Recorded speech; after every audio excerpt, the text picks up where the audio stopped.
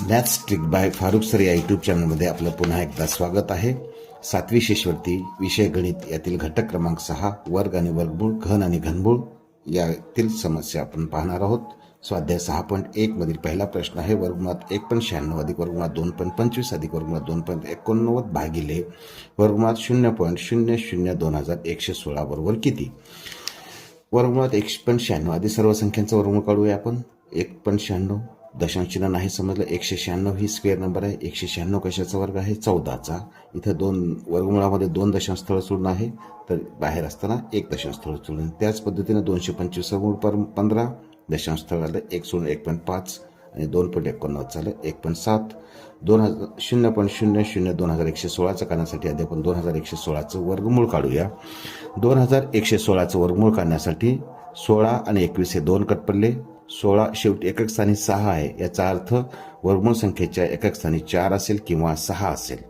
आता दशक स्थानचा अंक कोणता आहे? तर 21 पेक्षा लहान पूर्णवर्ग संख्या आहे 16. 16चं वर्गमूळ आहे 4, म्हणजे ही संख्या एकतर 44 किंवा 46 या दोन संख्यांचा दोनपैकी एका संख्येचं वर्गमूळ असणार आहे. 4 आता कोणत्या संख्येचं आहे पाहण्यासाठी काय करायचं? 4 त्याच्या पुढील अंक आहे 5. 4 पंचे आलं 20. 20 पेक्षा 21 ही मोठी संख्या आहे. याचा अर्थ जर मोठी संख्या असेल तर मोठी दिलेल्यापैकी दोन जोडीपैकी मोठी संख्या ही वर्गमूळ असते, म्हणजे 46 ही वर्गमूळ संख्या आहे. वर्गमूळ चिन्हामध्ये 2, 4, 6 दशांश स्थळ सोडून दशांश चिन्ह दिलेलं आहे, म्हणून इथं येईल 1, 2, 3 दशांश स्थळ सोडून दशांश चिन्ह. अंशस्थानची बेरीज केली 1.4 अधिक 1.5 अधिक 1.7 यांची बेरीज 4.6 भागिले 0.046. छेदस्थानातील दशांश चिन्ह काढण्यासाठी 0.3 सोडून दशांश चिन्ह दिलेलं म्हणून 1000 न गुणलेलं आहे. छेदाला 1000 न गुणलं म्हणून अंशाला सुद्धा 1000 न गुणलं. अंशाचा गुणाकार 4.6 गुणिले 1000 केलं तर 4600 येईल आणि हा दशांश चिन्ह निघून जाईल. 46 येईल. 46 1 46, 46 1 46 आणि वरचे 2 शून्य म्हणजे 100 आलं. आता पर्यायात 100 दिलेला आहे का? नाही. तर काय दिलेलं आहे? 10चा वर्ग दिलेला आहे. 100 म्हणजेच 10चा वर्ग आहे, म्हणून पर्याय क्रमांक 1 येईल. यानंतर दुसरा प्रश्न दिलेला आहे. इयत्ता 7वी मध्ये जितके विद्यार्थी होते तितके रुपये प्रत्येक विद्यार्थ्याने वर्गणी दिली. त्यामध्ये वर्ग शिक्षकाने 91 रुपये घालून 2116 रुपये अंध कल्याण निधीसाठी मुख्याध्यापकाकडे जमा केले. तर प्रत्येक विद्यार्थ्याने किती रुपये वर्गणी दिली? समजा विद्यार्थी आपण X मानले. प्रत्येक विद्यार्थ्याने वर्गणी दिली X. एकूण वर्गणी जमा झाली एकूण विद्यार्थी गुणिले प्रत्येकी वर्गणी X गुणिले X बरोबर X वर्ग. त्यामध्ये शिक्षकाने दिले 91 रुपये.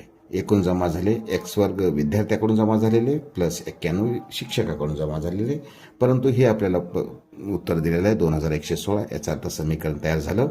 X वर्ग अधिक 91 बरोबर 2116. X वर्ग बरोबर 2116. हा 91 धन असलेला उजवीकडे गेला, ऋण झाला. X वर्ग बरोबर 2116 मधून 91 गेले, 2025 राहिले, म्हणून X बरोबर आता X ची किंमत काढायची. X वर्ग वर्गमूळ X आलं. 2025 वर्गमूळ काढूया. एकक स्थानी 25 आहे, म्हणजे एकक स्थानी 5 असणार आहे आणि 20 ही संख्या कोणत्या लगतच्या दोन संख्यांचा गुणाकार आहे? तर 4 आणि 5चा गुणाकार. 4 25, यातील लहान संख्या 4 आहे, म्हणजे हे येईल 45.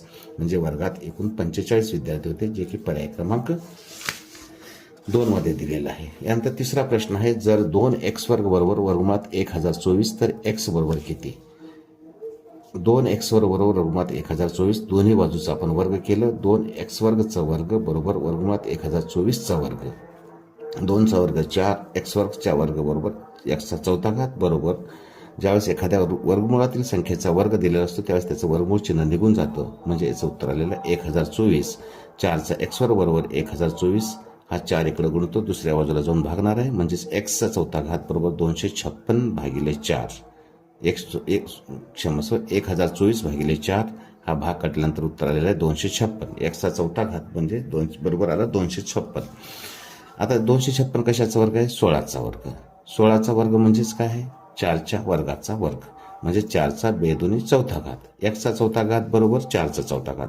दोन्ही बाजूचे घात समान असतील तर पाया सुद्धा समान असतात, म्हणजे x बरोबर आलेला आहे 4. आता चौथा प्रश्न यानंतर 1296च्या वर्गमुळाच्या वर्गमुळातून 625च्या वर्गमुळाचे वर्गमूळ वजा केले तर पुढीलपैकी कोणत्या संख्येचे वर्गमूळ शिल्लक राहते? 1296च्या वर्गमूळाचं वर्गमूळातून 625च्या वर्गमूळाचं वर्गमूळ वजा करायचं आहे. आता 1296चं वर्गमूळ काय येईल? 1296चे गट पडले 96 आणि 12. एकक स्थानी 6 आहे, याचा अर्थ वर्गमूळाच्या एकक स्थानी 4 असेल किंवा 6 असेल. दुसरा गट आहे 12. 12पेक्षा लहान पूर्णवर्ग संख्या आहे 9 आणि 9चं वर्गमूळ आहे 3. म्हणजे ही संख्या एकतर 34चं वर्गमूळ असेल किंवा 36चं वर्गमूळ असेल. आता कशाचं वर्गमूळ निश्चित पाहायचं आहे तर आपल्याला 3च्या पुढील अंक आहे 4. 3 चोक 12. तर 12 ही संख्या 12 इतकी किंवा 12पेक्षा जर मोठी असेल तर मोठी संख्या स्क्वेअर नंबर असते, म्हणजे 36 ही वर्गमूळ आहे. 1296चं वर्गमूळ 36 आहे. म्हणजेच 1296चं वर्गमूळ 36. 36चं पुन्हा वर्गमूळ काढायचं आहे. 625चं वर्गमूळ 25. 36चं वर्गमूळ 6 आलं, वजा 25चं वर्गमूळ 5. 6 मधून 5 गेले 1. आता 1 ही संख्या कोणत्या संख्येचं वर्गमूळ आहे तर 1 ही संख्या 1 या संख्येचं वर्गमूळ आहे, ज्याचं की उत्तर पर्याय क्रमांक 2 मध्ये दिलेलं आहे. त्यानंतर 5वा प्रश्न आहे 1111 मध्ये पुढीलपैकी कोणती लहानात लहान संख्या मिळवल्यास 4 अंकी समपूर्ण वर्ग संख्या मिळेल? 1111 मधून लहानात लहान वर्ग संख्या मिळवायची आहे. लहानात लहान संख्या मिळवली की आपल्याला 4 अंकी समपूर्ण वर्ग संख्या मिळणार आहे. आता 4 अंकी समपूर्ण वर्ग संख्या आहे 1024, जी की 32चा वर्ग आहे. आता 1111 मध्ये किती मिळवावं म्हणजे आपल्याला 1024 मिळवेल. आता 1111 ही संख्या 1024 पेक्षा मोठी आहे, म्हणजेच 1111 मधून काहीतरी वजा करावे लागेल, तेव्हा 1024 येणार आहे. 1111 मधून 1024 वजा केल्यास 87 मिळते, म्हणजेच 1111 मधून 87 वजा केल्यास आपल्याला 4 अंकी लहान स्क्वेअर नंबर जी 1024 आहे ती मिळते. पण आपल्याला इथं मिळवा असं दिलेलं आहे. इथं आपलं कन्फ्युजन होतं बघा. इथं वजा करायचं आहे, परंतु सांगितलेलं मिळवा म्हणजेच ऋण संख्या यात मिळवावी लागेल. ती असेल ऋण 87, जी पर्याय क्रमांक 2 मध्ये दिलेली आहे. त्यानंतर 6वा प्रश्न आहे वर्गमुळात 136 भागिले वर्गमुळात 1.36 बरोबर किती? वर्गमुळात 136 भागिले 1.36. आता 136 भागिले 1.36 करायच्या दशांश छेदस्थानी 2 दशांश स्थळ सोडून दशांश चिन्ह दिलेलं आहे. हा दशांश चिन्ह काढण्यासाठी छेदाला 100 न गुणलं आणि छेदावर जी क्रिया करतो तीच क्रिया अंशावर करायची, म्हणून अंशाला पण 100 न गुणायचं आहे. 136 गुणिले 100 बरोबर आलेले 13,600 आणि 1.36 गुणिले 100 बरोबर 136. 136 एक 136, 136 एक 136, 1 2 0 म्हणजेच वर्गमुळात 100 आलेलं आहे आणि 100चं वर्गमूळ आहे 10, म्हणजे पर्याय क्रमांक 1 मध्ये दिले. यानंतर 7वा प्रश्न दिलेला आहे वर्गमुळात 992.104 बरोबर किती? आधी आपण या पूर्णांकयुक्त अपूर्णांकाचा अंशाधिक अपूर्णांकात रूपांतर करूया. वर्गमुळात 992.104 बरोबर वर्गमुळात आपण काय करतो, पूर्णांकाला छेदाने गुणतो आणि त्यामध्ये अंश मिळवतो. 4 2 8, 8 1 9, 4 9 36 ला 6 हातचे 3, 4 9 36 3 39, 3969 छेद 4 आहे. तसा घ्यायचा आपल्याला.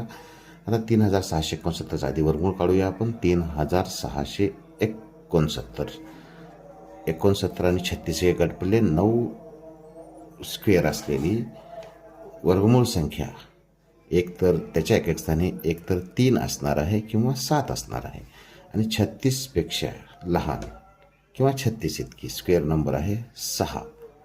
आता 63 आणि 67 या दोन्हीपैकी एक या संख्येचा वर्गमूळ असणार आहे. आता 63 आहे का 67 हे बघण्यासाठी काय करायचं आहे तर 6च्या पुढील अंक 7, 6 7 42. 42 पेक्षा 36 लहान आहे, याचा अर्थ लहान संख्या पूर्णवर्ग आहे, म्हणजेच 63 ही संख्या पूर्णवर्ग आहे. म्हणजेच 3969चं वर्गमूळ आलेलं आहे 63 आणि 4चं वर्गमूळ 2. आता 63/2चं दशांशमध्ये रूपांतर करूया. 2 त्रिक 6, 2 1 1 उरले, भाग जात नाही, दशांश चिन्ह दिलं 10 झाले, 2 पंचे 10 म्हणजे याचं उत्तर येईल 31.5, जे की पर्याय क्रमांक 2 मध्ये दिलेलं आहे. त्यानंतर 8वा प्रश्न आहे पुढीलपैकी पूर्णवर्ग संख्या कोणती? कोणत्याही बघा तुम्ही 0 पासून 10 पर्यंतची जर स्क्वेअर नंबर पाहिला तर कोणत्याही संख्येच्या वर्गमूळच्या ठिकाणी 7 हा अंक असत नाही, म्हणजे पर्याय क्रमांक 1 असणार नाही. 9205 हेही असणार नाही. फक्त 5 असतं, एकक स्थानी फक्त 5 असणार नाही. 25 असेल, इथं 25 नाही, म्हणजे पर्याय क्रमांक 2 सुद्धा नाही. त्यानंतर 36,000 शतकाच्या पटीतील संख्येमध्ये शेवटी शून्य समप्रमाणात असतात. म्हणजे एक तर शेवटी 02 असणार आहेत स्क्वेअर नंबरच्या, किंवा शेवटी 04 असणार आहेत, 6 असणार आहेत, या पद्धतीने असतील. परंतु ते 1, 3, 5 या पटीत कधीच नसतात. 36,000च्या एकक स्थानी 3 शून्य आहेत, म्हणजे पर्याय क्रमांक 3 सुद्धा चुकीचा आहे. 5476 ही स्क्वेअर नंबर आहे. वाटल्यास आपण त्याचं वर्गमूळ काढून बघूया. 5476 एकक स्थानी 76 हा एक गटपल्ला, 54 हा एक गटपल्ला, एकक स्थानी 6 आहे. याचा अर्थ त्याच्या वर्गमूळच्या एकक स्थानी 4 किंवा 6 असणार आहे. 54पेक्षा लहान पूर्णवर्ग संख्या आहे 7, म्हणजे 5476 हा 74 किंवा 76चा वर्ग असणार आहे. आता 74 आहे का 76 हे पाहायचं आहे. तर 7च्या पुढील अंक आहे 8, 7 56. 56 हे 54पेक्षा मोठं आहे, म्हणजे मोठी संख्या 76 ही स्क्वेअर नंबर, हे त्याचा स्क्वेअर रूट असणार आहे. म्हणजेच 5476 ही स्क्वेअर नंबर आहे, जे की पर्याय क्रमांक 4 मध्ये दिलेला आहे. त्यानंतर 9वा प्रश्न पाहूया आपण. 63चा वर्ग अधिक 84चा वर्ग बरोबर x, तर x बरोबर किती? अधिक 63चा वर्ग काढायचा आहे आपल्याला. 63चा वर्ग करू आपण.